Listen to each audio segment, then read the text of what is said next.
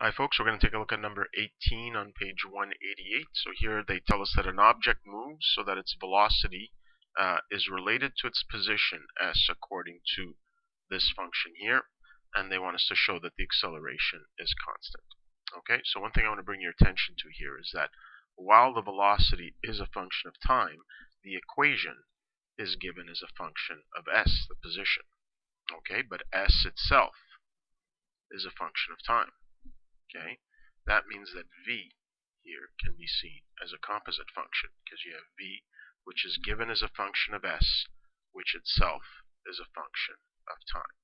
So since v is given as a composite function, when we take the derivative, presumably to find the acceleration, we need to use the chain rule. Okay, so if I want to find dv dt, okay, since that's what the acceleration is equal to, and this is given in terms of s, I need to use the chain rule. So first I need to take the derivative of v with respect to s, and then multiply that by the derivative of s with respect to t. Okay? So let's do that here. We have dv ds, so we're going to take the derivative of this thing here. So that's 1 half b squared plus 2 gs to the negative 1 half.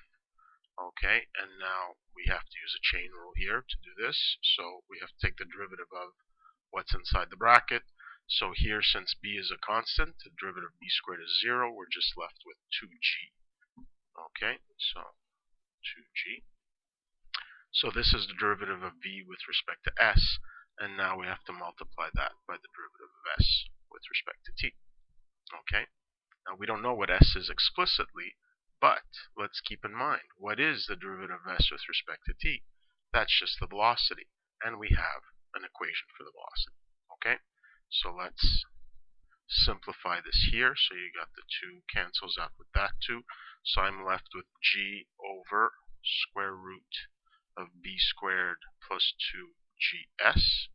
Okay, but the derivative of s with respect to t, again, just the velocity, is equal to the square root of b squared plus 2gs. And so here we see that those terms with the variable cancel out, and I'm just left with as a final answer of g, which I'm told is a constant.